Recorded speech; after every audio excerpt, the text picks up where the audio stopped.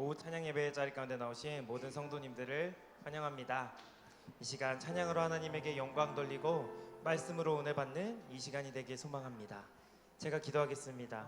사랑이 많으신 하나님, 그럼에도 불구하고 하나님께 예배드리러, 찬양으로 영광 돌리러 말씀 듣게 해주심에 감사드립니다. 우리의 모든 마음과 육체적인 피곤함과 연약함, 감정들과 생각들 내려놓고 온전히 하나님께 집중하는 시간 되게 하여 주시옵소서. 예수님의 이름으로 기도하옵나이다. 아멘. 우리 함께 약할 때 강함 대신에 찬양하며 나아가도록 하겠습니다.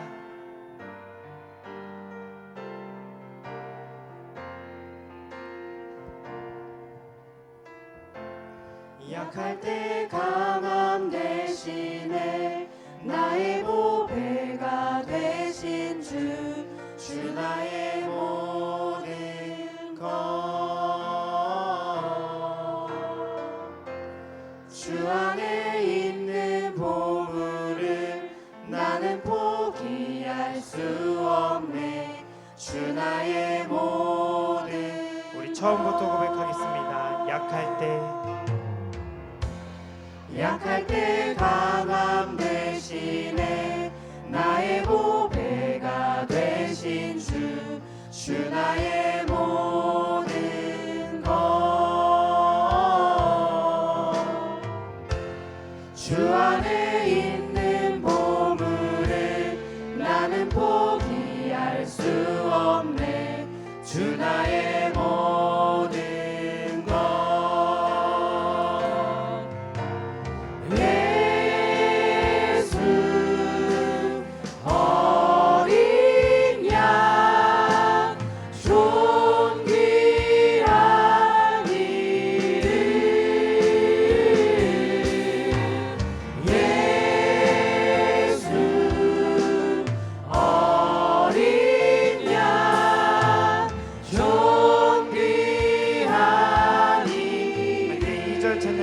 십자가 죄 사하셨네. 십자가 죄 사하셨네. 주님의 이름 찬양해. 주 나의 모든 것. 쓰러진 나를 세우고 나의 빈잔을 채우네. 주 나의 모든 아멘. 예수 어린 양, 예수 어린 양, 존귀한 이름. 예수 어린 양, 존귀한 한 번 더 고백합니다. 예수 어린 양, 예수 어린 양, 존귀한 이름. 예수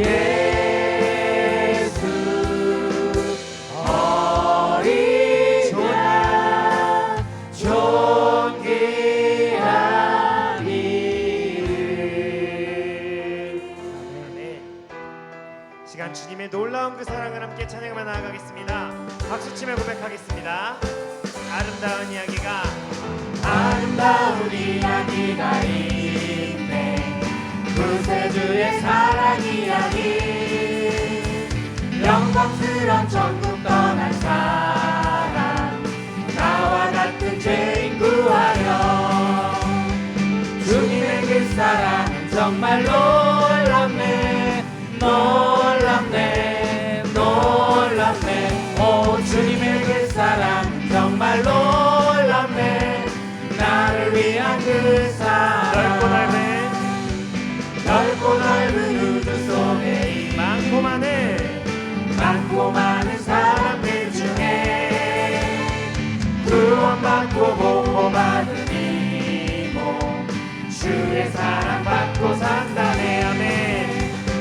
주님의 그 사랑은 정말 놀랍네. 주님의 그 사랑은 정말 놀랍네. 나를 위한 그 사랑 사람들은 이해할 수 없네. 주를 보낸 하나님 사랑, 이 사랑이 나를 살게 하네. 갈보리의 구속의 사랑, 주님의 그 사랑은 정말 놀랍네. 놀랍네, 놀랍네. 오, 주님의 그 사랑은 정말 놀랍네. 우리 후렴 한 번 더 찬양합니다. 주님의 그 사랑은 주님의 그 사랑은 정말 놀랍네. 놀랍네, 놀랍네. 오, 주님의 그 사랑은 정말 놀랍네. 나를 위한 그 나와서 사랑, 찬양해. 나와서 찬양해. 사랑해 주신 주 찬양해. 사랑해 우리 주님, 생명 주셨네. 소리쳐 찬양해. 기쁨을 주시는 우리와 찬양의 제사 드리며 주님께 경배해. 나와서 찬양해. 찬양해, 찬양해 주님, 찬양해 주님 우리와. 나와서 찬양해. 찬양해, 찬양해 주님, 찬양해 주님 우리와. 처음부터 고백하겠습니다. 나와서 찬양해. 사랑해 주신 주 찬양해. 사랑해 우리 주님, 생명 주셨네. 소리쳐 찬양해. 기쁨을 주시는 우리와 찬양의 제사 드리며 주님께 경배해. 나와서 찬양해. 찬양해, 찬양해 주님, 찬양해 주님 우리와. 나와서 찬양해. 찬양해, 찬양해 주님, 찬양해 주님. 우리 후렴 고백합니다. 나와서 찬양해. 나와서 찬양해. 찬양해, 찬양해 주님, 찬양해 주님 우리와. 나와서 찬양해.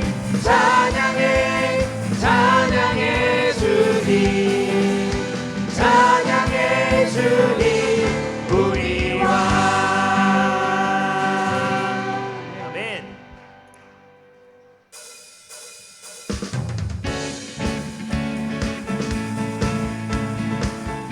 이 시간 하늘 위에 우리가 사모할 자, 우리가 사랑할 자 주님밖에 없음을 함께 고백하기 소망합니다. 아멘.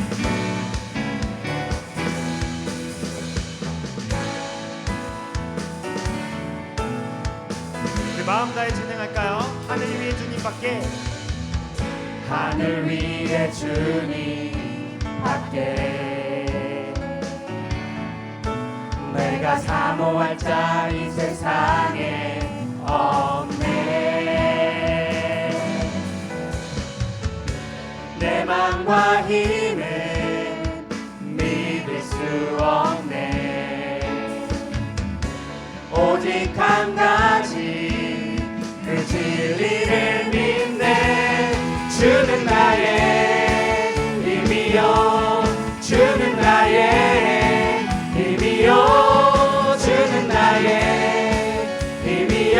영원히 주를 의지하리.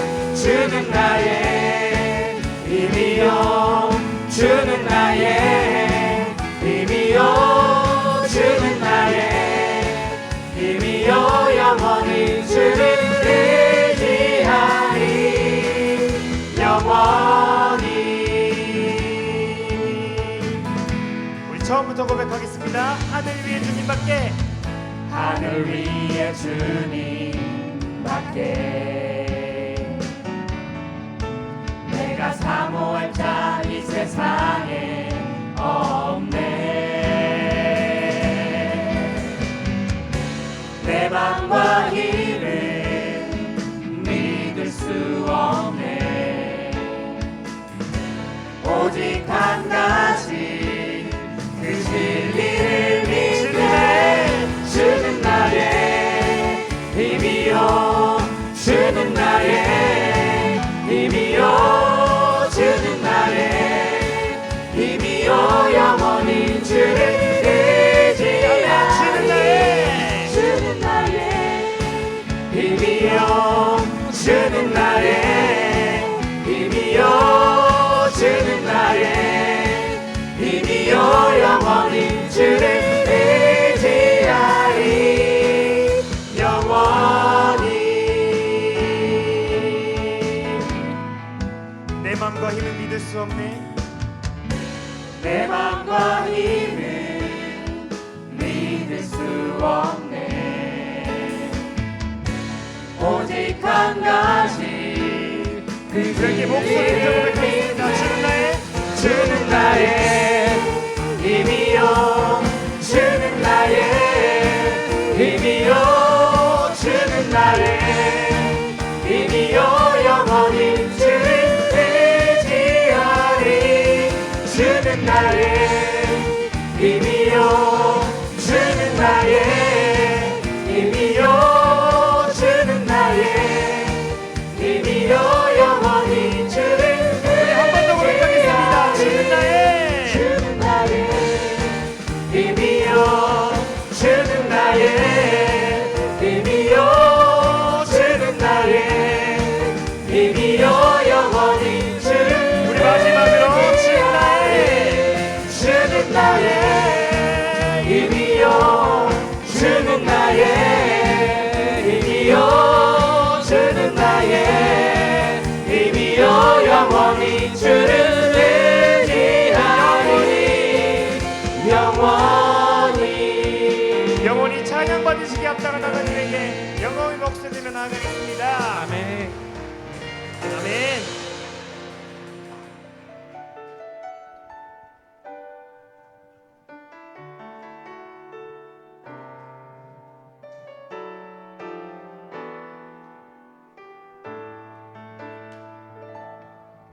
주님 말씀하시면 내가 나가리다.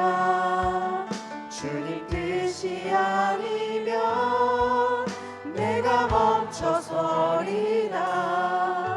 나의 가고 서는 것 주님 뜻에 있으니 오 주님 나를 이끄소서. 우리 처음부터 고백하겠습니다.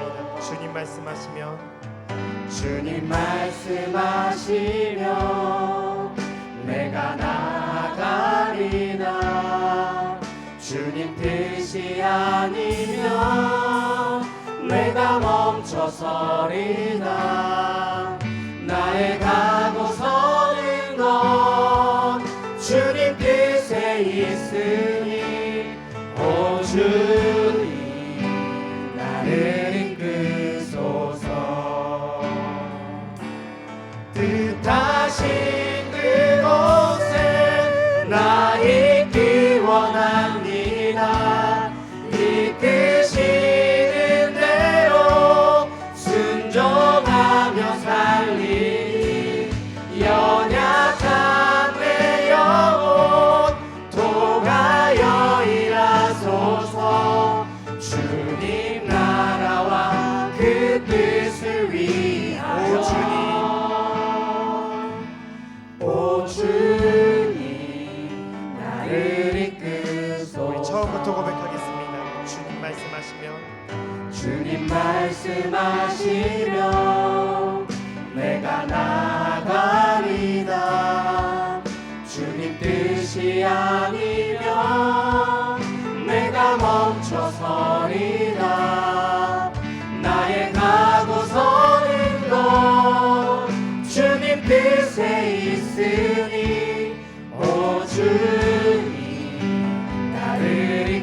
고백하겠습니다. 주님 말씀하시면 주님 말씀하시면 내가 나아가리라. 주님 뜻이 아니면 내가 멈춰서리라. 나의 가고서는 것 주님 뜻에 있으니 오 주님 나를 이끄소서. 뜻하신 그곳에 나 있기 원합니다. 이끄시는 대로 순종하며 살리니 연약한 내 영혼 통하여 일하소서. 주님 나라와 그 우리 계속해서 고백하겠습니다. 뜻하신 그곳에 나 있기 원합니다.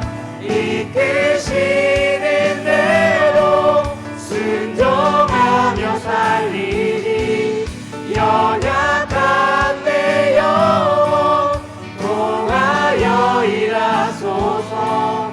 주님 나라와 그 우리 마지막으로 고백하며 나아가겠습니다.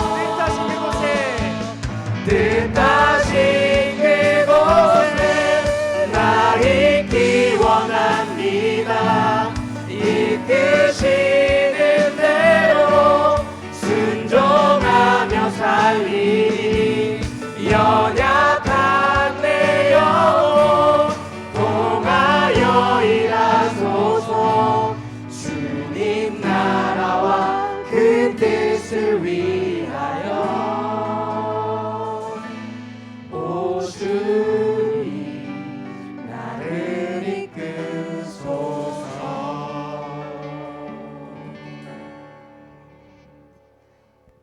다 같이 묵상기도 들으심으로 주일 오후 예배를 하나님께 드리겠습니다.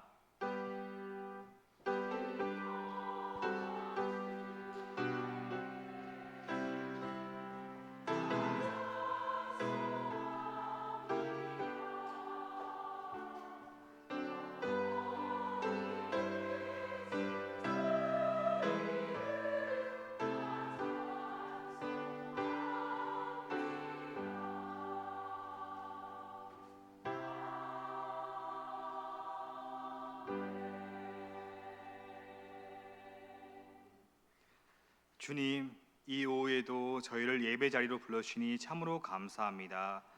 주님께서 허락하신 이 시간, 주님의 임재 가운데 참된 쉼과 회복을 누리길 소망합니다.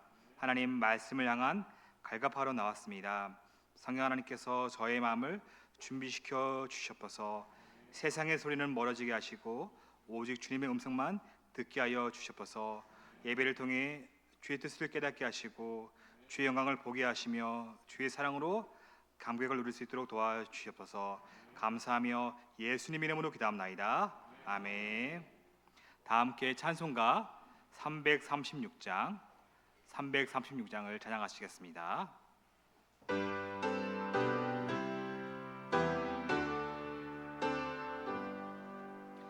환난과 핍박 중에도 성도는 신앙 지켰네. 이 신앙 생각할 때에 기쁨이 충만하도다. 성도의 신앙 따라서 죽도록 충성하겠네. 옥중에 매인 성도나 양심은 자유 얻었네.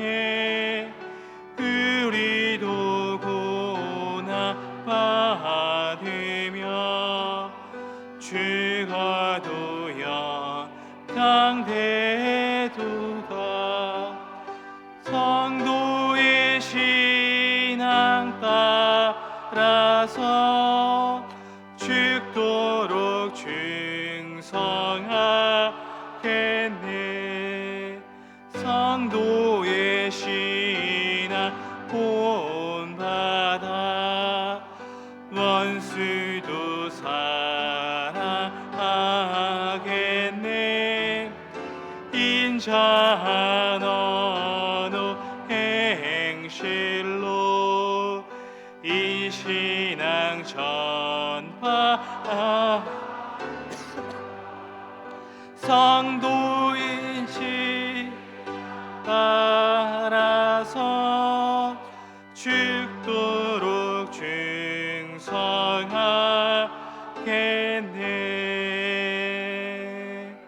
아멘.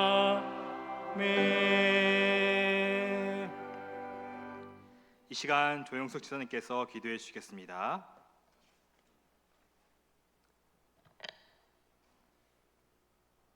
존귀와 영광을 받으시기에 합당하신 하나님 아버지, 오늘 복된 주일을 맞이하여 저희를 주의 백성 삼으시고 주일 찬양 예배의 자리로 불러주심에 무한한 감사와 찬양을 올려드립니다. 아멘. 만물의 주관자 되시며 역사를 이끄시는 하나님, 주님의 위대하신가 한없는 사랑 앞에 저희는 그저 겸손히 엎드릴 뿐입니다. 지난 한 주간도 변함없는 주님의 은혜와 사랑 가운데 살게 하심을 감사를 드립니다. 아멘. 저희에게 필요한 모든 것을 채워주시고 시험과 유혹으로부터 지켜주시며 주님만을 의지하며 나아갈 수 있도록 믿음 주심을 감사를 드립니다. 아멘. 그러나 자비로우신 하나님, 저희는 죄악에 얼룩진 존재임을 고백합니다. 육신의 연약함과 세상의 흐름에 따라 주님 보시기에 합당치 못한 생각과 말과 행동을 하였습니다. 주님, 이 시간 저희의 모든 죄와 허물을 주님의 긍휼하심으로 용서하여 주시고 깨끗한 심령으로 바로 설 수 있도록 정결케 하여 주시옵소서. 아멘. 사랑하는 우리 교회와 성도님을 위해 기도합니다. 우리 교회가 오직 하나님의 말씀 위에 굳게 세워져 말씀이 충만하며 주님의 진리를 깊이 깨닫고 순종하는 제자 공동체가 되게 하여 주시옵소서. 아멘. 모든 성도님들이 진정으로 주님을 사랑하고 이웃을 섬기는 삶의 변화를 경험하게 하옵소서. 아멘.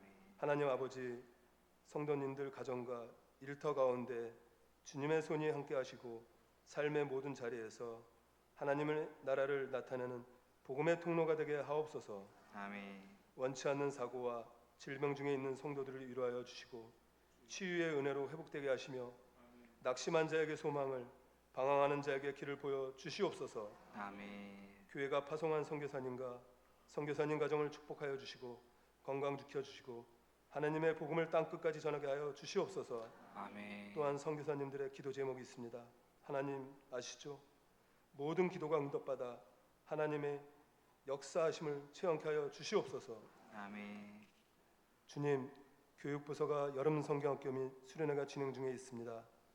은혜 중에 마친 부서도 있고 앞으로 진행 중인 부서도 있습니다. 모든 일정들이 안전하고 은혜롭게 진행될 수 있도록 도와주시옵소서.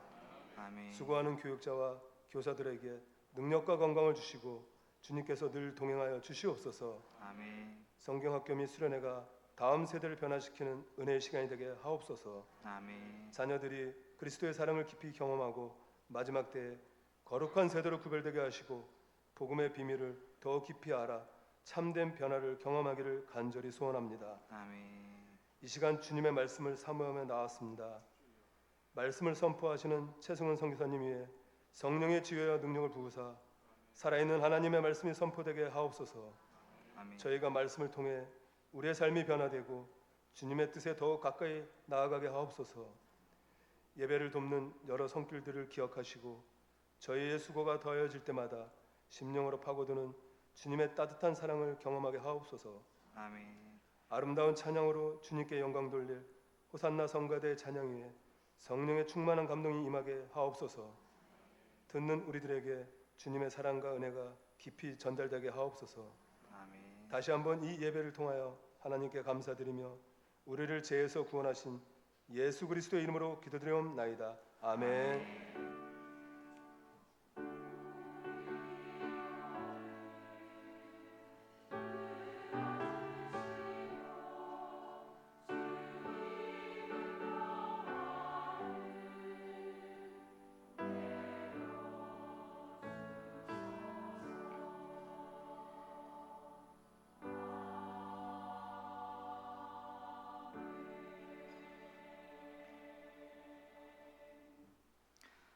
오늘 우리에게 주시는 하나님의 말씀은 역대상 13장 13절에서 14장 2절, 역대상 13장 13절에서 14장 2절까지의 말씀입니다.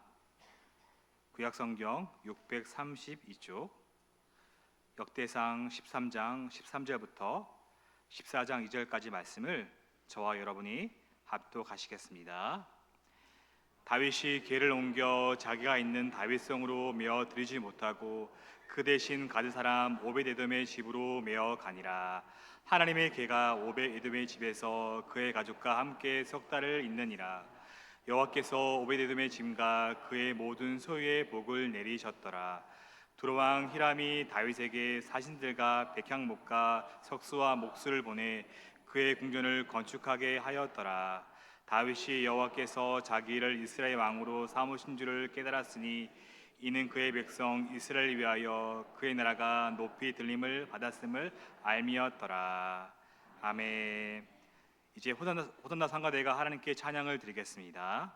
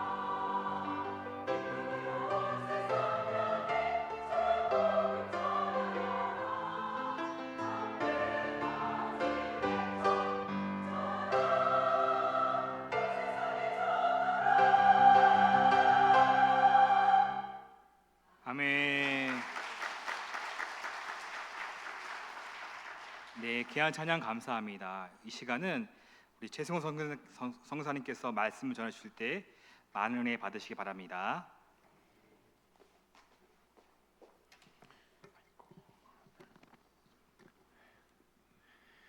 한번 한번 인사할까요? 할렐루야. 아멘, 아멘. 여기서 호산나 성가대 찬양하는 걸 들으면 소리는 들리고요. 찬양하시는 성가대원들 얼굴은 하나도 안 보이거든요. 근데 지휘하시는 주은혜 집사님 얼굴은 너무 잘 보여요. 저렇게 편안한 얼굴이잖아요. 제가 한번 해볼게요. 이렇게 하세요. 저도 예전에 중창 또 합창 총신대학에서 야외 선교단이라는 동아리에서 할 때 지휘도 하고 찬양도 하고 했는데 항상 지휘해 주시는 형님께서 얼굴 표정을 저렇게 해야 소리가 잘 나온다고, 비디오를 찍으면 제일 못생기게 나온 사람이 제일 노래를 잘하는 거라고. 오늘 온 세상에 나아가 주의 복음을 전하여라, 이 찬양으로 영광 돌린 호산나 성가대에게 하나님께서 큰 복을 더해 주실 줄로 믿습니다. 아멘. 저희 한번 할렐루야 아멘 이렇게 인사했으니까 미얀마 말로 한번 해볼게요. 어렵지 않습니다. 너무 부담 갖지 마시고 4글자만 하시면 돼요. 저를 따라 하시면 됩니다. 밍글라바. 그렇죠. 미얀마 교회하고 똑같습니다. 다른 교회 가서도 제가 밍글라바 이렇게 인사를 가르쳐 드리거든요. 이 말은 안녕하세요 이런 뜻이에요. 한 번 더 해볼까요? 시작. 그렇죠. 성조가 아주 좋습니다. 너무 잘하셔서 하나만 더 가르쳐 드릴게요. 이 밍글라바보다 조금은 어려운데 따라해 보세요. 제주 띵바레. 너무 잘하시는데. 제주도 아시죠? 제주도랑 똑같아요. 뒤에다가 띵바데 요거만 붙이면 돼요. 요거는 감사합니다 이런 뜻이에요. 한번 해볼까요? 시작. 네, 고맙습니다. 미얀마 사람들은 감사합니다라는 말을 할 때 제주 띵바레 이렇게 해요. 제주라는 말의 뜻은 은혜라는 말이고요. 띵이라는 말은 놓다, 바데 이거는 우리나라 말의 뭐뭐입니다 이런 뜻이에요. 그러니까 은혜를 놓습니다. 이게 감사합니다라는 말의 뜻이에요. 저는 미얀마 사람들이 누군가에게 감사를 표현할 때 쓰는 이 말을 들을 때마다 어쩌면 이 사람들은 이런 말을 만들었을까? 은혜를 놓습니다. 우리들 모두가 하나님께서 주신 그 은혜를 날마다 놓고, 가족에도 놓고, 교회에도 놓고, 직장에도 놓고, 여러분 사이사이에 놓음으로 인해서 서로서로가 감사합니다라고 인사하고 칭찬하는 여러분들 되기를 주의 이름으로 축복합니다. 아멘. 제가 말씀을 전하기 전에요, 사진 5장을 함께 볼 겁니다. 별로 어렵지 않은 사진이니까 한번 보여주시겠어요? 고종호 목사님이 오셔서 보여주셨나요? 네, 그럼 넘어갈까요? 저희 그레이스 선교부 주의 미션이라고 하는데 9명 선교사가 같이 동역을 하고 있습니다. 제가 2008년에 그레이스 선교부에 들어갈 때만 해도 저를 포함해서 4가정이 있었는데요. 지금은 9가정이 되었고요. 4가정이 그 당시에는 치앙마이 안에 모여 살았는데 지금은 치앙마이에 저만 있고요. 치앙라이에 한 가정, 메사이라고 국경 넘어서 미얀마 내지 안쪽 다칠렉 짜이뚱 쪽에 한 가정, 치앙마이에서 밑으로 내려와서 신학교가 있는 메솥에 한 가정, 메솥보다 더 내려와서 방콕에 2가정, 그 2가정 중에 한 가정이 고종호 선교사님이에요. 그리고 미얀마 내지 안에 예전에 미얀마 수도였던 양곤에 한 가정이 있고요. 그리고 양곤보다 더 위로 올라가서 중국 국경에 짜이뚱이라는 지역이 따옹지라는 지역이 있어요. 거기에 한 가정. 이렇게 다 흩어져 있습니다. 그래서 예전에는 치앙마이에 모여 있을 때만 해도 자주 모였어요. 차도 마시고 밥도 먹고 운동도 하고 선교에 대한 이야기도 하고 회의도 하고 결정하고. 근데 지금은 전혀 모이질 못해요. 그래서 별로 재미가 없어요. 예전에 너무 재밌게 보냈거든요. 근데 고종호 선교사님이 단기 선교를 오셔가지고 저희 선교부에서 섬겼던 때가 2009년, 2010년 이때인데 그때 있었던 그 선교부의 아름다운 모습을 기억하면서 그레이스 선교부에 들어오신 거죠. 근데 이번에 오셨는데 2년 반 됐거든요. 근데 지금 말씀드린 것처럼 다 흩어져 있으니까 옛날처럼 별로 재미가 없으셨나 봐요. 치앙마이를 떠나시더니 방콕 쪽으로 가셨어요. 방콕 쪽에 교회 개척할 곳이 굉장히 많이 있거든요. 먼저 가신 선교사님이 있고요. 고종원 선교사님이 같이 협력해서 그 방콕 쪽에 있는 지역의 미얀마 교회를 개척하기 위해 그렇게 헌신하셨습니다. 사실 사역지를 옮긴다는 게 쉬운 일은 아닌데 우리 고종원 선교사님이 그렇게 옮기셔서 사역을 하기로 결정해 주셔서 너무 감사드리고, 여러분 계속 선교사님 가정 위해서 기도해 주시면 감사하겠습니다. 다음 사진 한번 볼까요? 지난 5월 27일 날 메소 네든 신학교에 1학년 신입생 선발 시험, 인터뷰 그리고 교재가 있었습니다. 지금 저쪽에도 제가 신입생 인터뷰를 하고 있고요. 22명이 왔어요. 1학년 지원을 위해서. 그런데 저희가 18명밖에는 뽑을 수가 없어서 4명을 돌려보내고 18명을 선발해서 이쪽에 단체 사진을 찍었습니다. 그러니까 1학년이 18명이죠. 그러면 1학년부터 4학년까지는 모두 58명입니다. 그 다음 사진 볼까요? 네, 이 학생들입니다. 메소 신학교에 오시면 예배당이 있어요. 예배당 안에서 우리 58명 학생들과 선생님들, 교수들이 함께 최근 한 달 전인 것 같은데 사진을 이렇게 찍었습니다. 메소 신학교는요, 메소 신학교 다니는 신학생들이 기숙사 비만 한 달에 2만 원만 냅니다. 그리고 모든 등록금은 장학금으로 운영을 하고 있습니다. 그럼 그 장학금 어디서 나올까요? 네, 수봉산교회와 그리고 다른 후원하는 협력교회 후원자들에게서 옵니다. 그래서 그 사역을 수봉산교회가 지금까지 아름답게 잘 감당을 하고 계시는 겁니다. 다음 사진 볼까요? 저희 그레이스 선교부 안에 있는 교회는요, 총 91교회가 있습니다. 이거 91교회는 태국 내에 있는 미얀마 교회와 더불어 미얀마 내지 안에 있는 교회를 다 합해서 91교회고요. 지난 2023년 11월에 메사이라고 하는 태국 지역인데 거기서 사역자들 가족 수련회를 했습니다. 그리고 맨 마지막 날 사역자들 부부와 저희 선교사들이 함께 사진을 찍었습니다. 그레이스 선교부 안에 있는 교회 91곳은요 두 부분으로 나눌 수 있어요. 첫 번째 부분은 자립한 교회, 두 번째 부분은 자립하지 못한 교회. 자립하지 못했다는 뜻은 저희가 이 사역자들의 사례를 책임져야 한다는 뜻입니다. 그래서 그 사례를 한 달에 정해진 사례를 선교사들을 통해서 그들에게 줍니다. 그럼 그 사례는 어디서 올까요? 역시 수봉산 교회와 다른 협력교회 후원자들에게서 오는 것이죠. 그렇게 해서 저희가 통로 역할을 하고 이분들에게 사례를 주고 미자립한 교회들이 자립한 교회로 옮겨갈 수 있도록, 자립한다는 것은 이 교회가 이 사역자의 사례를 책임지는 교회가 되도록 하기 위해서 계속해서 독려하고 격려하고 하는 일들을 하고 있습니다. 다음 사진 볼까요? 아는 사람 나왔죠? 이쪽에 예람인 것 같고요. 이쪽에 윤기, 그죠? 예람이 있는 곳은 메따오 은혜교회고요. 윤기가 있는 곳은 제디코 은혜교회입니다. 2023년에 단기팀으로 와서 함께 섬겼습니다. 지금 메소 안에는요 교회가 13곳이 있어요. 근데 13곳 중에 6개 교회 안에 어린이 학교가 있습니다. 미얀마 아이들로만 구성됐습니다. 미얀마어로 가르치죠.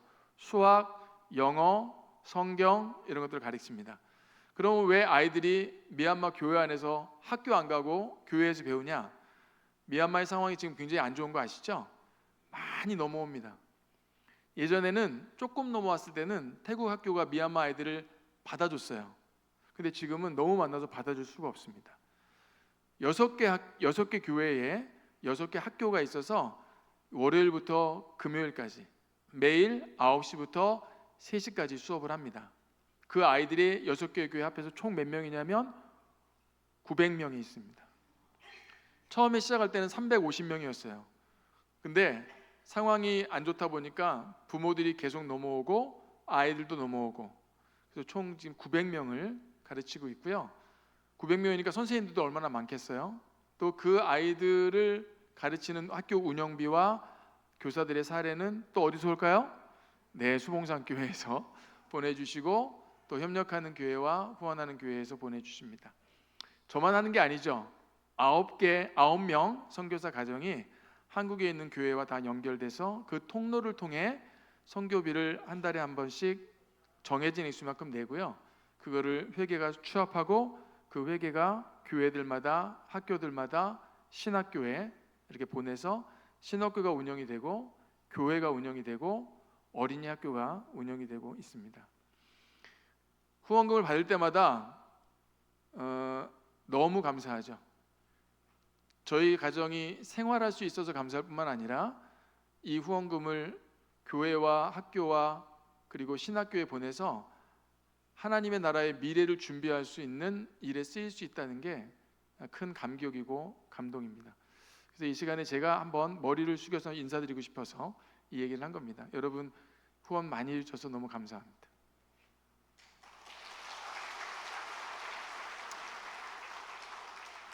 네, 이제 다 끝났죠. 요 사진 끝났죠? 끝났습니다.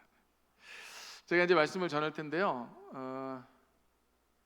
제가 작년에 와서 마태복음 25장 열처녀 비유를 가지고 말씀을 전했었습니다. 열처녀 중에 5처녀는 지혜롭고 5처녀는 미련하고. 왜 미련하냐? 늦게 왔으니까, 기름을 준비하지 않았으니까 그런 게 아니고, 기름 사러 나갔다가 늦게 들어오니 혼인잔치의 문이 닫혀서 문을 두드려서 문을 열어주세요 하니까 신랑 왈, 내가 너희를 알지 못하노라. 하나님을 아는 지식이 없는 것, 신랑이 신부를 모르고 신부도 미련하다고 했기 때문에 신랑에 대한 지혜가 없는 거죠. 서로 간에 지식이 없으면 믿음도 없는 겁니다. 내가 믿습니다 라고 크게 얘기하는데 뭘 믿어요? 물어봤을 때 모르겠는데요. 그러면 그 믿음은 없는 것과 똑같습니다. 마태복음 7장에서 마지막 날에 많은 사람이 예수 앞에 와서 내가 주의 이름으로 선지자 노릇하며 귀신을 쫓아내며 많은 권능을 행하지 아니하였나이까 하리니 그때 내가 그들에게 밝히 말하되 내가 너희를 도무지 알지 못하니 불법을 행하는 자들아 내게서 떠나가라. 아는 것과 굉장히 관련이 있습니다. 그래서 제가 작년에 하나님을 아는 지식이라는 제목으로 말씀을 전하면서 여러분 매일 성경을 묵상하시고 읽으시고 하나님을 아는 올바른 지식 위해서 올바른 믿음을 세워 나가시기를 부탁하는 마음으로 설교했던 기억이 있습니다. 오늘은요, 제가 역대상 13장 13절부터 14장 2절까지 말씀을 가지고 하나님은 언약이 이루어질 때까지 일하신다, 이 제목으로 말씀을 전할 텐데요.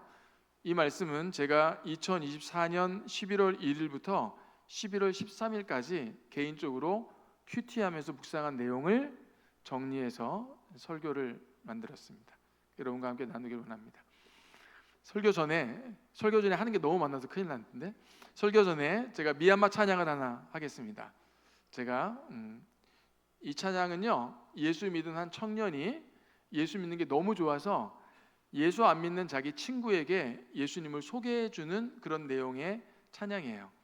예수님이 너를 사랑하셔, 나를 사랑하는 것처럼 너도 사랑해, 네가 한번 믿어봐, 이런 내용을 갖고 있어요. 잠깐 불러볼게요. 예수 그리스도 전오고 치때 도투베 띵고 치파데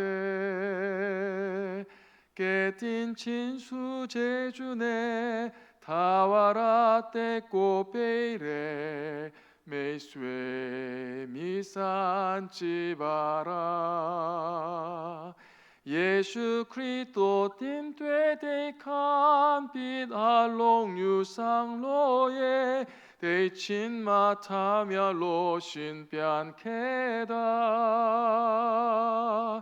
요요레 용지바 투자무실라메 에다 예수 그리스도바. 아멘.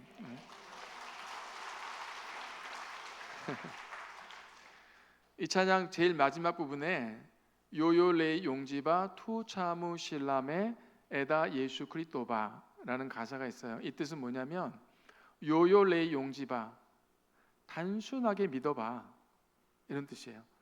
복잡하게 생각하지 말고 마음속에 염려 근심 있는 거 아는데 다 내려놓고 단순하게 믿어봐. 투차무 실람에, 놀라운 일이 벌어질 거야. 에다 예수 그리스도바, 그게 바로 예수 그리스도야 라는 찬양이에요.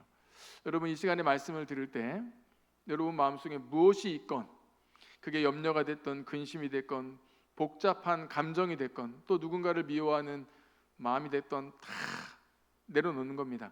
그리고 요요레 용지바, 단순하게 선포된 말씀을 받고 믿을 수 있기를 바랍니다. 그러면 놀라운 일이 벌어질 줄로 믿습니다. 그게 바로 뭐라고요? 예수 그리스도입니다. 오늘 말씀을 전하겠습니다. 40년 동안 이스라엘을 다스리던 사울이 길보아산 전투에서 전사합니다. 사울이 죽었을 때 그의 세 아들 요나단, 아비나답, 말기수아도 같이 전사했습니다. 다윗은 사울의 죽음의 위협 때문에 10년 동안 도망자가 되어서 나그네처럼 인생을 살아야 했습니다. 그가 처음으로 도망자가 되어 출발했던 땅이 기브아입니다. 여러분 아시는 것처럼 사울의 고향이죠. 그리고 그가 맨 마지막에 이르렀던 장소는 블레셋 시글락이라는 도시였습니다. 다윗은 기브아에서 출발하여 유대 광야를 전전긍긍하며 다니다가 모압 땅에도 갔었고 다시 돌아와 마지막에는 시글락에서 살아야 했습니다. 여러분 블레셋을 아시죠? 이스라엘의 철천지 원수였고 골리앗, 다윗이 죽였던 그 장군이 블레셋 장군이었는데 아이러니컬하게도 다윗은 마지막에 시글락에 머물러 다윗의 위협을 피해야만 했습니다. 하지만 사울의 죽음 이후에 다윗은 블레셋 땅 시글락에서 나와 헤브론에 정착을 합니다. 헤브론이 어디냐면 유다 산지가 있어요. 물론 그 위에는 베냐민 산지, 에브라임 산지가 있는데 유다 산지에 유명한 세 도시가 있습니다. 맨 위에 예루살렘, 그 다음에 베들레헴, 맨 밑에가 헤브론. 그러니까 헤브론은 유다 산지의 밑에 지방, 가나안 땅 전체를 보더라도 남부 지방에 있는 아주 작은 도시, 작은 산지였습니다. 그리고 그곳에서 다윗이 왕이 됩니다. 그런데 이스라엘에게는 총 12지파가 있었죠. 11지파는 딴 데 가고 오직 한 지파, 유다 지파의 왕이 됩니다. 그리고 7년 6개월 동안 헤브론에서 다스리죠. 그리고 사울의 남은 아들이었던 이스보셋이라는 사람이 있어요. 그 사람이 요단강을 건너 동편으로 가서 마하나임에 옵니다. 거기서 이스라엘 나라를 다시 한번 세웁니다. 이때 이스라엘의 남은 지파 11지파가 이스보셋을 따라가서 이스라엘 나라를 세우죠. 시간이 흘렀고 이스보셋의 군대 장관이었던 아브넬이라는 사람이 헤브론에 있는 다윗을 찾아와서 화친하기를 원했습니다. 다윗과 이야기하고 돌아가는데 요압이 쫓아가서 아브넬을 죽입니다. 왜냐하면 아브넬이 지난번 전투에서 그의 동생이었던 아사헬을 죽였거든요. 그래서 복수한 겁니다. 그리고 왕이었던 이스보셋도 그의 신하들에 의해서 살해당합니다. 그러니 이스라엘의 11지파가 갑자기 혼란에 빠졌어요. 왜냐하면 왕이 없어졌죠. 군대 장관도 없어졌습니다. 이때 그들은 헤브론에 있는 다윗에게로 가기로 결정을 합니다. 그게 11장 1절인데요. 제가 읽어볼게요. 온 이스라엘이 헤브론에 모여 다윗을 보고 이르되 우리는 왕에 가까운 혈족이니이다. 그들이 자신들은 다윗과 같은 민족임을 말한 후에 다윗에게 이스라엘 12지파 모두의 왕이 되어줄 것을 요청을 합니다. 다윗은 그들의 요청을 받아들였고요. 이스라엘 전체의 왕이 되죠. 그게 11장 3절 말씀인데 읽어볼까요? 시작.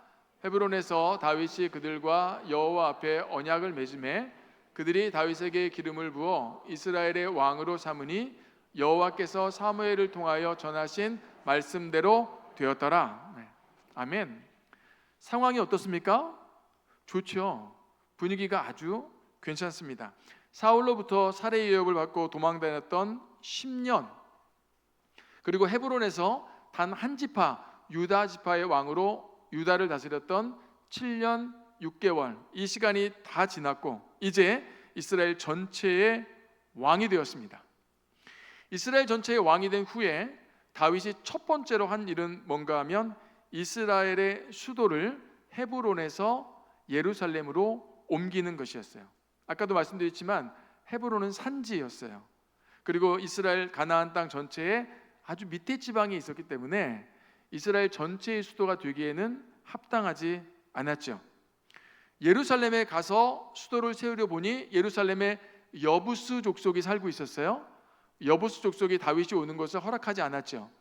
다윗이 말합니다. 누구든지 먼저 올라가 전쟁을 치러 승리하는 자에게 군대 장관을 시켜주겠다 하니 요압이 제일 먼저 올라갔고요.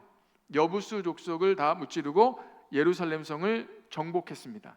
그리고 다윗은 그 예루살렘 성을 뭐라고 불렀냐면 다윗성이라고 불렀습니다. 이때 상황을 성경은 이렇게 기록하는데 다 같이 제가 11장 9절 말씀 읽어볼게요.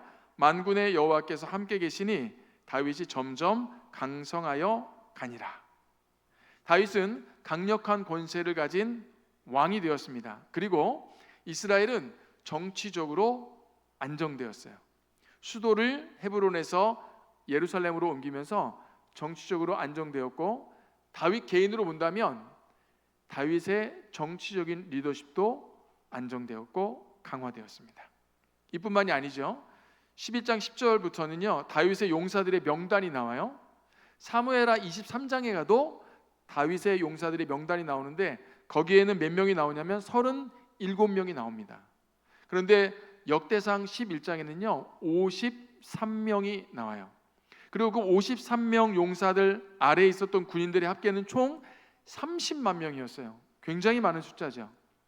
다른 말로 하면 다윗은 정치적으로 이스라엘을 견고하게 세웠을 뿐만 아니라 군사적으로도 이스라엘을 견고한 나라로 만들었습니다. 다윗 개인으로 보면 다윗은 정치적인 리더십을 가졌을 뿐만 아니라 군사적인 리더십도 가지게 되었습니다. 다 이런 상황에서 다윗이 또 다른 중요한 사역 한 가지를 준비하는데요. 그것은 하나님의 법궤를 다윗성으로 옮겨오는 것이었습니다. 여러분, 그 당시에 하나님의 법궤는 어디 있었냐면 기럇 여야림에 있는 아비나답의 집에 있었어요. 무려 70년 동안. 왜 70년 동안 기럇 여야림에 있는 아비나답의 집에 있었을까? 여러분, 사무엘상 4장을 읽어보면 엘리 제사장 당시 그 법궤가 실로에 있었어요. 실로는요 에브라임 지파의 땅에 있던 한 도시였거든요. 여러분, 여호수아가 무슨 지파죠? 에브라임 지파죠. 그렇기 때문에 가나안을 요단강을 건너 가나안 땅을 정복한 후에 5년 전쟁을 했죠. 그리고 12지파에게 땅을 분배하고 여호수아가 에브라임 지파니까 제비를 뽑아서 자기 땅을 받았어요. 자기가 이스라엘의 지도자잖아요. 그러니까 지도자가 있는 땅에 하나님의 성막을 세우고 성막 안에 하나님의 법궤를 두었던 곳이 실로입니다. 그런데 엘리 제사장 당시에 아들 홈니와 비느하스가 범죄를 했죠. 성막에 봉사하는 여인들과 동침하고요. 꼭 제사장이 먹어야 하는 것 이외의 방법으로 제물을 먹는 일들 하나님 앞에서 행하여 하나님께서 그들을 죽이시기로 결정하셨습니다. 블레셋이 올라왔죠. 아벡이라는 곳에 진을 쳤고요. 이스라엘도 올라와서 그 옆에 있는 에베네셀이라는 곳에 진을 쳤습니다. 1차 전투를 했죠. 블레셋이 이겼습니다. 이스라엘 사람들 4,000명이 죽었어요. 그랬더니 이스라엘 사람들끼리 회의가 벌어졌죠. 바알을 섬기는 블레셋과 여호와 하나님을 섬기는 이스라엘이 싸움을 하면 이스라엘이 당연히 이겨야 되는데 왜 이스라엘이 패배했느냐라고 묻자 그들의 결론은 뭔가 하면 하나님의 법궤를 전쟁터 맨 앞에 놓지 않았기 때문이었다. 해서 실로에서 하나님의 법궤를 가지고 와 전쟁터 맨 앞에 놓고 2차 전투를 합니다. 어떻게 됐을까요? 이스라엘이 또 졌어요. 이때는 3만 명이나 죽었어요. 그리고 홈리와 비느하스도 죽었습니다. 하나님의 법궤가 빼앗겼어요. 빼앗겼다는 소식을 들은 엘리가 그 소식을 듣고 의자에서 일어나다가 넘어져 목이 부러져 죽었습니다. 블레셋 사람들이 하나님의 법궤를 가져다가 아스돗에 있는 다곤 신전에 놓았습니다. 왜냐하면 다곤 신이 이렇게 하고 있고 하나님의 법궤가 초라하게 아래에 있으면 하나님의 법궤가 다곤 신의 지배를 받는 모양처럼 만들려고 그렇게 했죠. 다음날 일어나 보니까 다곤 신의 목이 잘리고 팔이 잘리고 아스돗 사람들이 난리가 났죠. 이 법궤를 어떻게 할까? 딴 데로 보내라. 가드로 보냈어요. 가드 사람이 또 난리가 났죠. 다시 보냈습니다. 에글론으로 보냈습니다. 에글론 사람들이 무서워 떨었죠. 다시 결정하여 그 법궤를 벳세메스로 보냈고요.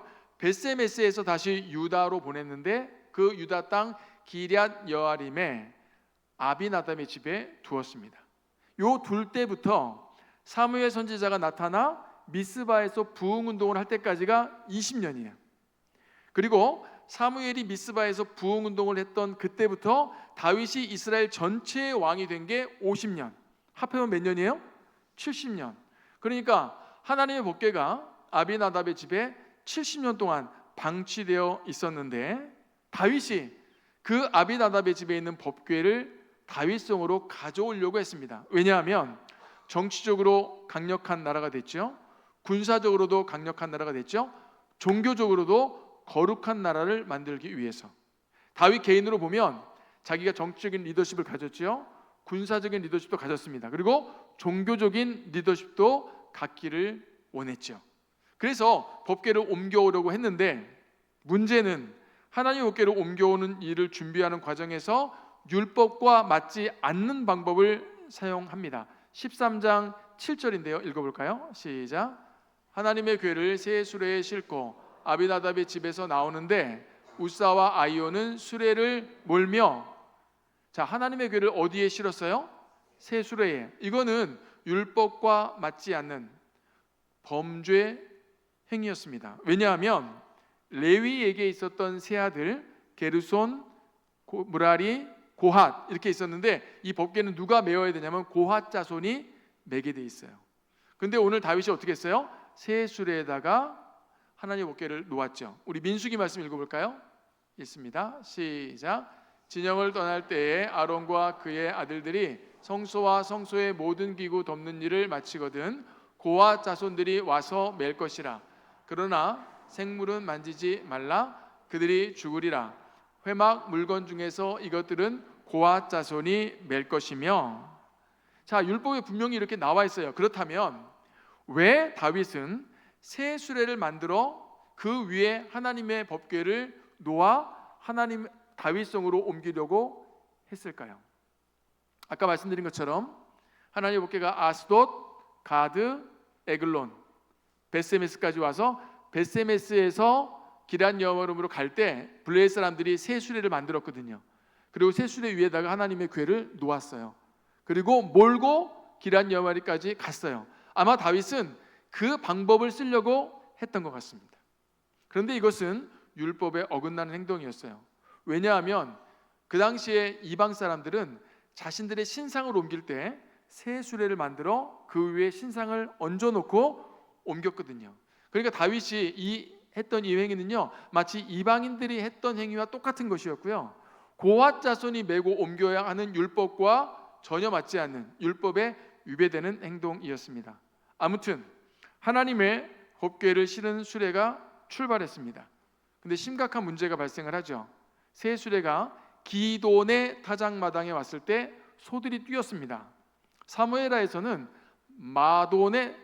나곤의 타작마당이라고 했는데 아무튼 기돈의 타작마당에 왔는데 소가 뛰었어요. 그 순간 우사가 손을 내밀어서 하나님의 법궤를 붙잡았습니다. 하나님께서 진노하셨고 우사를 죽이셨죠. 다윗이 그곳 이름을 뭐라고 불렀냐면 베레스 우사라고 불렀습니다. 그 이름의 뜻은 우사를 치셨다. 사람이 죽었어요. 더 이상 하나님의 법궤를 운반할 수 없게 되었습니다. 13장 13절 읽어보겠습니다. 시작. 다윗이 궤를 옮겨 자기가 있는 다윗성으로 메어드리지 못하고 그 대신 가드 사람 오베데돔의 집으로 메어 가니라. 여러분 위기가 발생했습니다.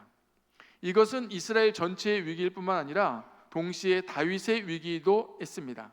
다윗은 이스라엘을 정치적으로, 군사적으로 견고한 나라로 만들려고 했고요, 종교적으로도 거룩한 나라로 만들려고 했습니다. 뿐만 아니라 다윗 개인으로 볼 때에도 정치적인 리더십, 군사적인 리더십, 그리고 종교적인 리더십을 가진 왕이 되려고 했습니다.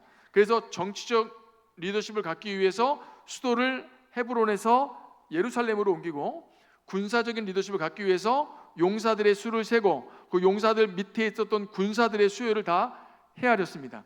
종교적으로도 리더십을 갖기 위해 하나님의 법궤를 다윗성으로 옮겨오려고 했는데 이 마지막 부분에서 문제가 생긴 겁니다. 위기가 찾아온 것이죠. 그러면 위기는 어디서부터 오는 걸까요? 여러분, 위기는요, 죄로부터 옵니다. 조금 전에 읽었던 것처럼 다윗은 블레셋 사람들이 그들의 신상을 옮길 때 사용했던 방법대로 새 수레를 만들었습니다. 여러분, 이것은요 분명히 죄입니다. 이건 타협할 수가 없어요. 하나님 앞에서 그래도 하나님 앞에 하나님의 법궤를 옮기려고 했던 정성이 있지 않습니까? 라고 말할 수 없어요. 이건 죄입니다. 뿐만 아니라 우사는 하나님의 법궤를 손으로 붙잡았습니다. 여러분, 손으로 잡았다는 뜻은 단순한 행동이 아닙니다. 이것은 하나님의 법궤를 자기 소유로 만들려고 했다는 뜻이 들어있어요. 좀 더 정확하게 얘기하면 하나님을 자기 소유물로 만들려고 했던 욕심이 우사의 행동에 들어있어서 하나님이 그걸 아시고 진노하사 우사를 그 자리에서 죽이신 겁니다. 이건 역시 또 죄죠. 죄 때문에 위기 상황이 왔습니다. 그럼 여러분, 물어보겠습니다. 여러분은 위기 상황에 부딪힐 때마다 어떻게 하시죠? 여기서 말하는 위기 상황은요, 단순한 위기 상황이 아니고 죄 때문에 오는 거, 범죄 때문에 발생한 위기 상황을 여러분들은 어떻게 해결하십니까? 그리고 오늘 본문에서 위기에 처한 이스라엘은 어떻게 했을까요? 리더십에 심각한 타격을 입었던 다윗은 이 리더십의 문제를 해결하기 위해서 무엇을 했을까요? 제가 오늘 설교하고 싶은 게 바로 이 내용입니다. 이때부터 하나님의 법궤를 다윗성으로 옮겨오는 데 실패한 다윗은요, 그 법궤를 오벳 에돔의 집에 두었습니다. 우사의 죽음으로 인해서 하나님의 법궤를 더 이상 이스라엘 사람들이 있는 예루살렘으로 옮겨올 수가 없었죠. 법궤는 더 이상 이스라엘 사람들에게 기쁨의 대상도 아니고 감사의 대상도 아니고 환호의 대상도 아닙니다. 마치 무엇과 비슷해요? 하나님의 법궤를 가져가 아스돗에 두고 가드에 두고 에글론에 두었던 블레셋 사람들과 똑같아요. 법궤가 가는 곳마다 두려운 거예요. 법궤가 가는 곳마다 공포스러운 상황이 만들어집니다. 이스라엘 사람들도 똑같았어요. 법궤는 더 이스라엘 사람들에게 두려움의 대상이 되었고 공포의 대상이 되었습니다. 오벳에돔의 집에 법궤를 두면서 위기는 일단락되었죠. 하지만 하나님은 위기 상황을 잠시 모면하는 데 그치지 않고 하나님의 법궤를 다윗성으로 옮겨오려고 했던 다윗에게 소망을 주십니다. 그 소망이 바로 어디냐면 13장 14절 말씀이에요. 읽어보겠습니다. 시작. 하나님의 궤가 오벳에돔의 집에서 그의 가족과 함께 석 달을 있으니라. 여호와께서 오벳에돔의 집과 그의 모든 소유에 복을 내리셨더라. 아멘. 법궤가 오벳에돔의 집에 있었던 3개월 동안 하나님께서 무엇을 하셨냐면 오벳에돔의 집과 가족과 소유에 복을 내리셨다고 쓰고 있습니다. 자, 그러면 여러분께 묻습니다. 오벳에돔의 집에 복을 내렸다. 무슨 뜻일까요? 지금 앞부분에서 어떤 일이 벌어졌어요? 우사가 죽었어요. 더 이상 법궤를 옮겨올 수 없는 상황이 됐습니다. 법궤는 환호의 대상이 아니에요. 무서움의 대상이고 공포의 대상이, 두려움의 대상이 되었습니다. 그러면 법궤를 오벳에돔의 집에 두었더라 하고 13장이 끝나야 돼요. 근데 오벳에돔의 집에 두었더라 해놓고 하나님께서 오벳에돔의 집에 복을 내리셨더라, 이 말을 갖다가 붙였단 말이죠. 그럼 이게 무슨 뜻일까? 그 말은 하나님의 진노가 풀렸음을 의미합니다.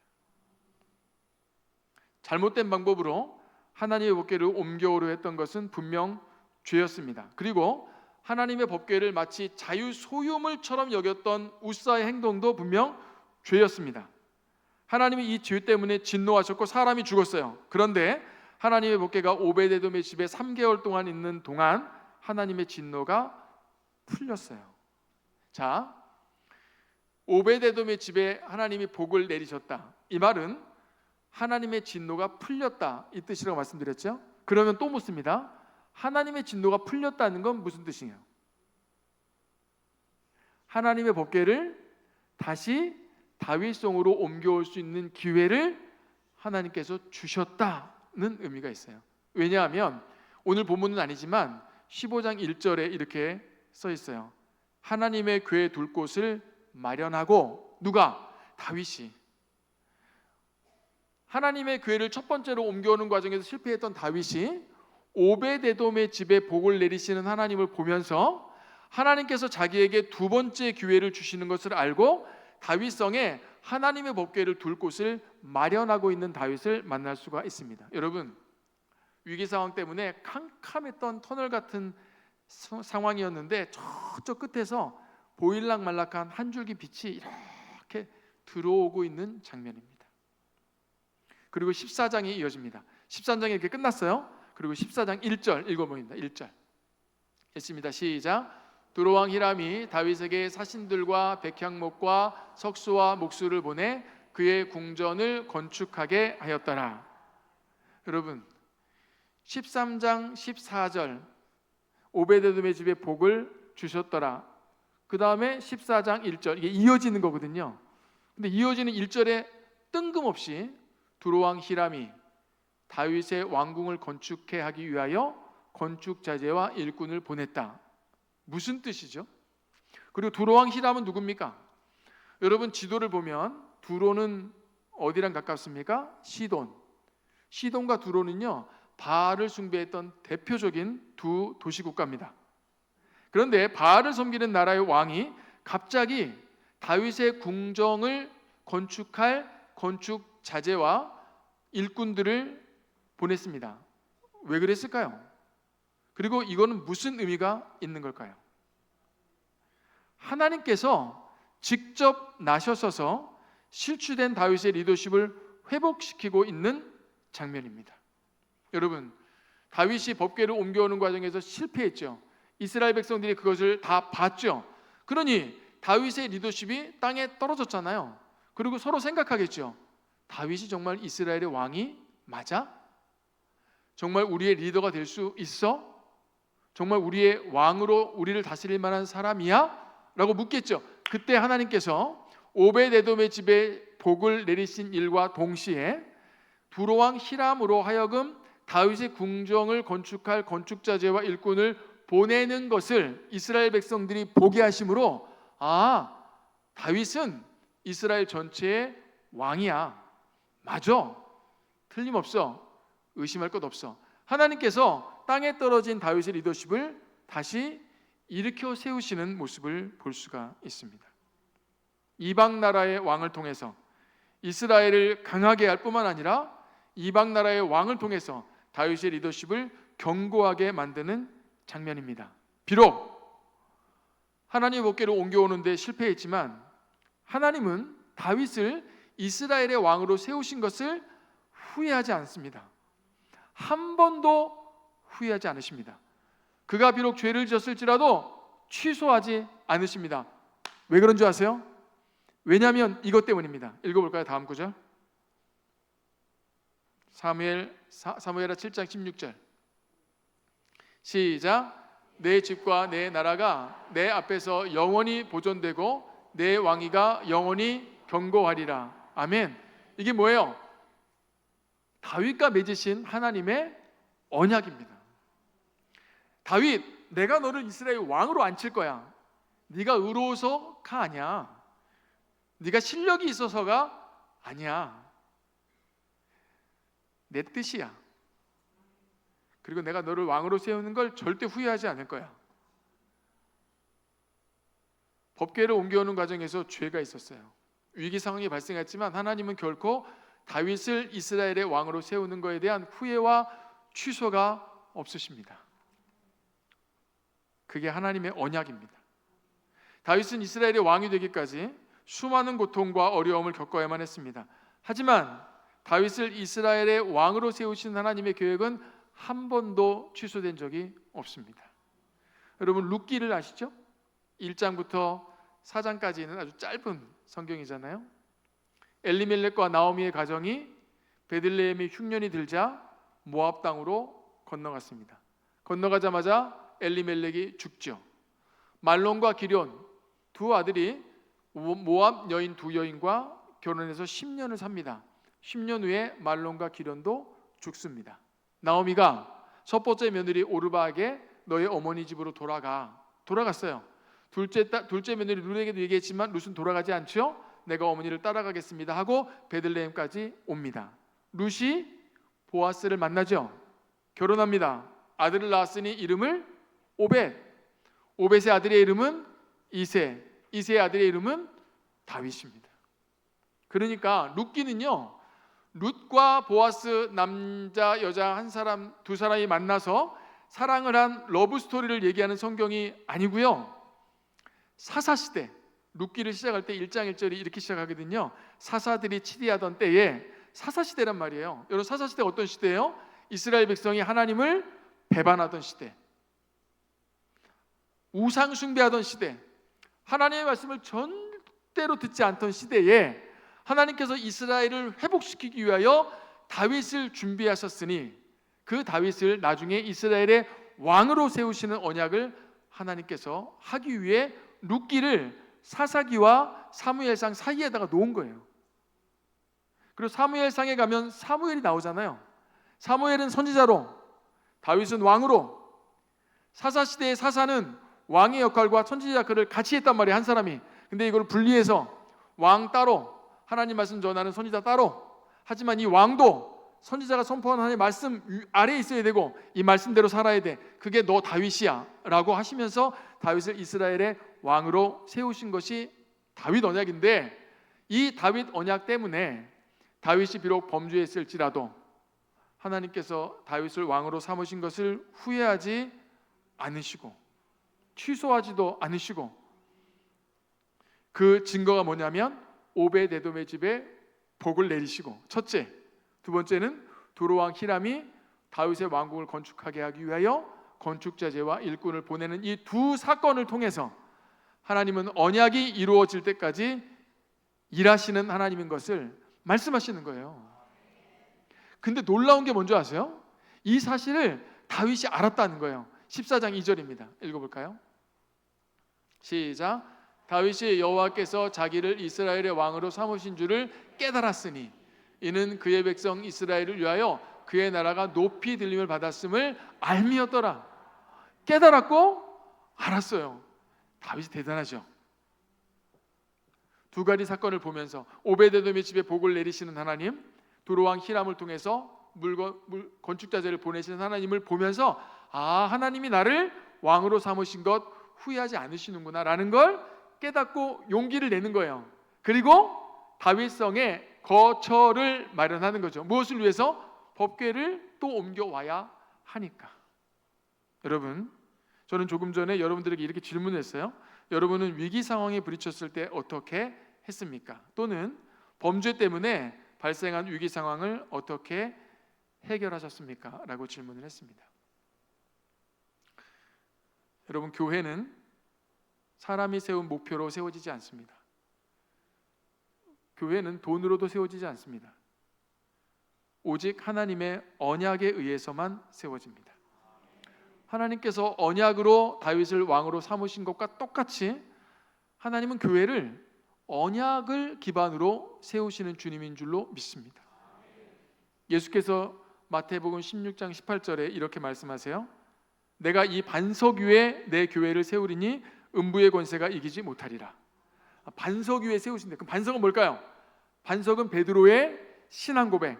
베드로가 예수님 뭐라 그랬죠? 주는 그리스도시요 살아계신 하나님의 아들이십니다 라는 이 신앙 고백 위에다가 하나님의 교회를 세우신다는 겁니다.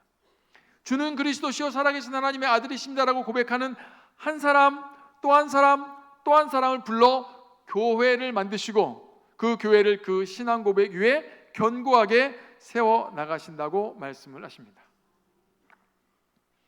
그렇게 하실 뿐만 아니라 그 교회를 통해서 예배 사역과 섬기는 사역과 전도 사역과 선교 사역을 감당하게 하시는 하나님이신 줄로 믿습니다.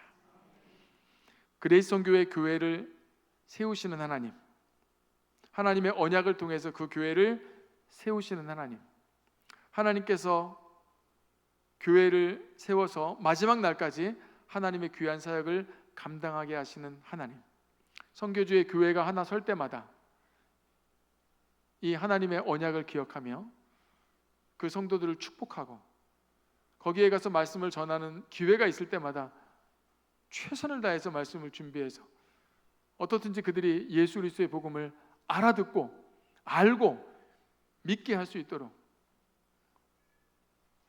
그렇게 여기까지 왔습니다. 그리고 수봉산교회도 하나님께서 그렇게 세우신 하나님의 교회인 줄로 믿습니다. 그러므로 위기 상황이 죄가 교회를 위기 상황으로 몰아넣을 수 있을지는 몰라도 교회를 무너뜨릴 수는 없습니다. 왜냐하면 교회는 하나님의 언약 위에 세워진 모임이기 때문에 그렇습니다. 다윗이 이스라엘의 왕이 되었다는 소식을 블레셋이 들었습니다.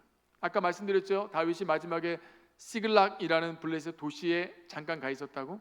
아기스 왕이 다윗을 마치 자기 신하처럼 생각을 했어요. 근데 어느 날 보니까 이스라엘 전체의 왕이 되었대요. 그러니까 마음에 안 드는 거예요. 그래서 다윗과 전쟁하기 위해서 나갔습니다. 다윗이 하나님께 기도했죠. 하나님은 다윗에게 승리를 약속하셨습니다. 전쟁의 결과는 이스라엘의 승리였습니다.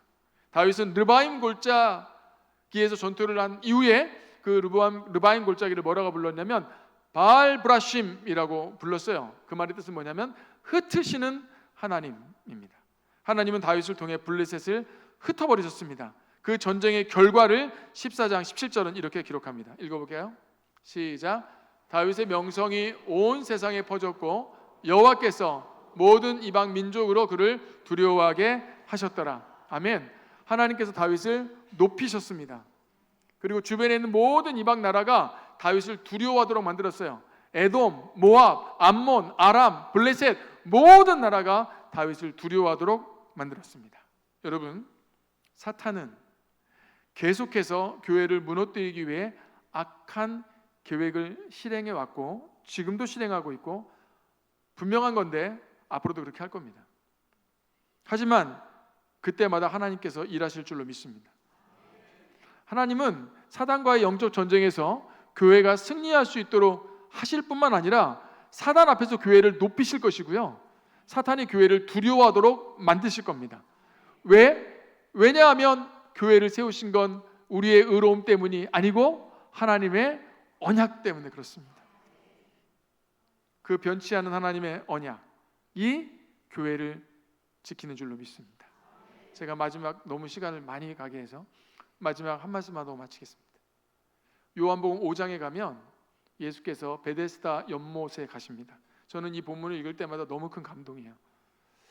베데스다 연못, 베데스라는 이름의 뜻은 자비의 집, 은혜의 집 이런 뜻이에요. 근데 거기에 누가 있냐면 38년 된 병자가 있어요.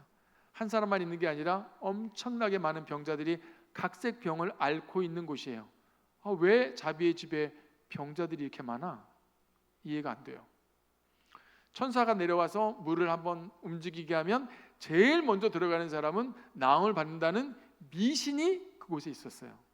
그건 진리가 아니죠. 미신이죠. 은혜의 집, 자비의 집, 왜 거기에 미신이 있어? 이해가 안 돼요. 그리고 물이 조금만 움직이면 마치 천사가 내려와서 흔드는 걸 생각하고 병자들이 서로 먼저 들어가려고 어떻게 했겠어요? 밀고 당기고 싸우고 욕하고 하지 않았겠어요? 미워하고. 거기에 경쟁이 있어요. 분열이 있죠. 왜 자비의 집에 경쟁과 분열이 있는 거야? 이해가 안 돼요.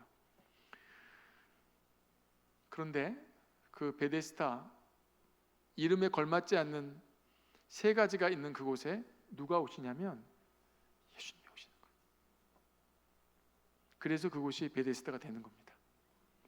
교회는 지금 말씀드린 세 가지가 다 있어요.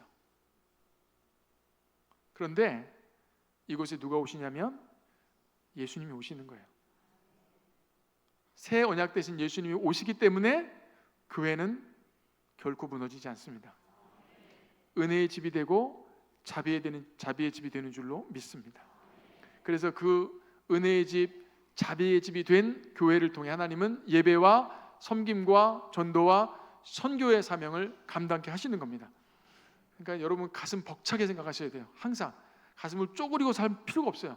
가슴을 탁 펴고 이 가슴 속에 하나님의 비전을 심어주신 하나님의 언약을 기억하면서 항상 믿음으로 하나님을 찬양하면서 용기 있게 죄악의 한복판에서 하나님의 이름을 부르며 할렐루야로 주님을 찬양하며 주님 오시는 그날까지 땅끝까지 이르러 복음을 증거하는 수봉산교회, 우리 교회 성도님들 모두 되시기를 주의 이름으로 축복합니다.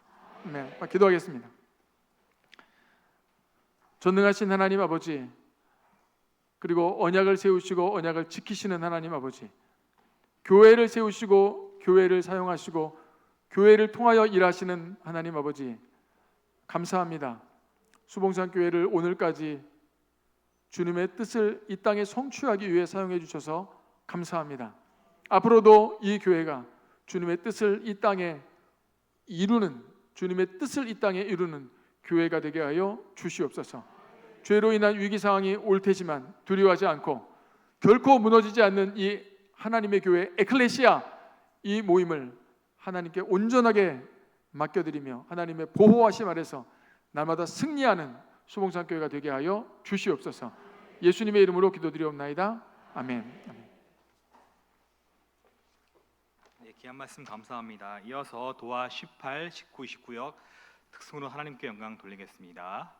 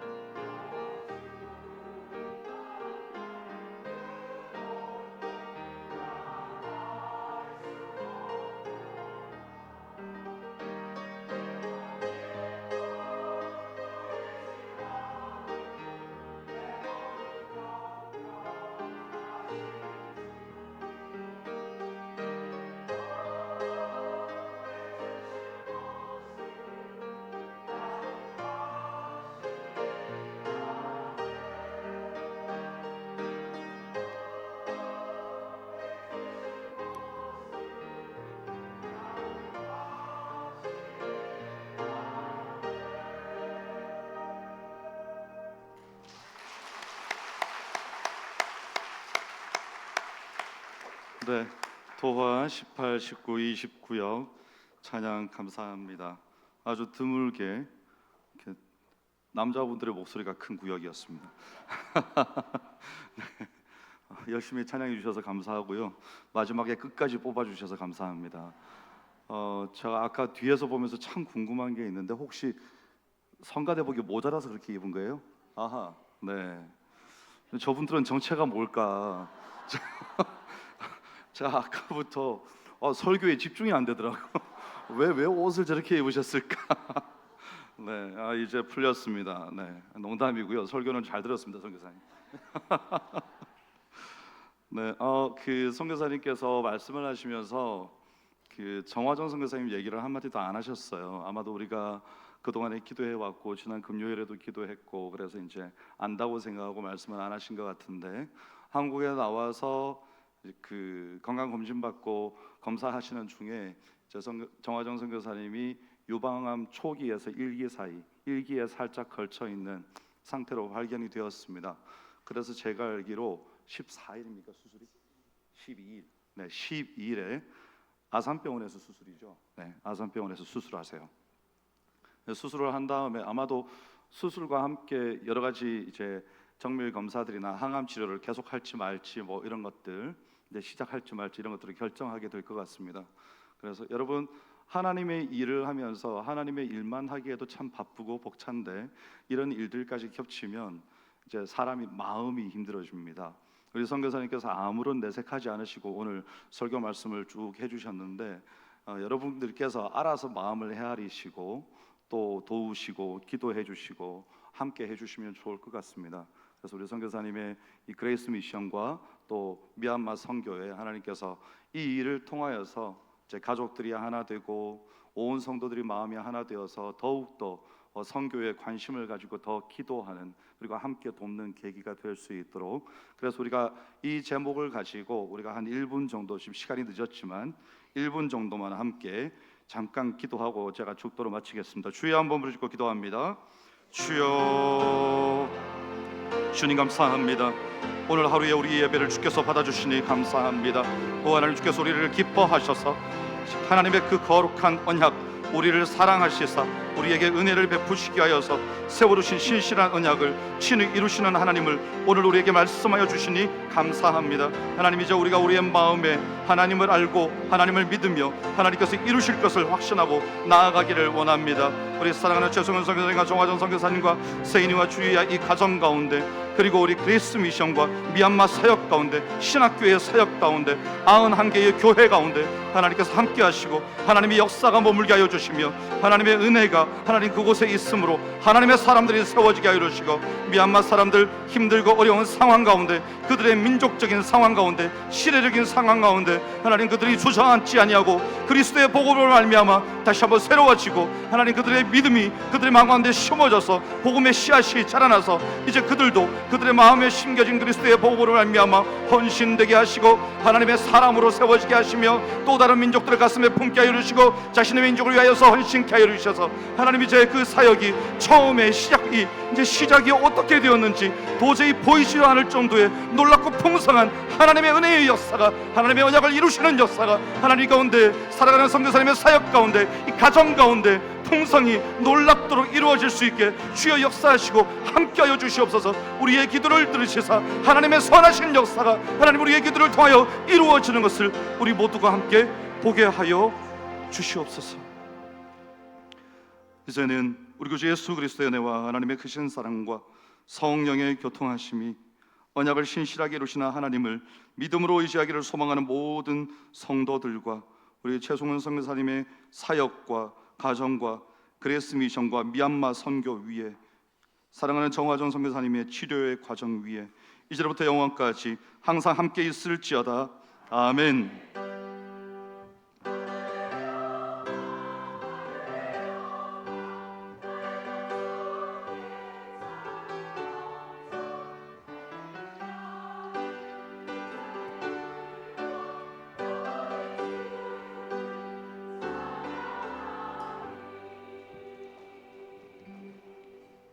네, 여러분 오늘도 수고 많으셨습니다. 평안히 돌아가시기 바랍니다.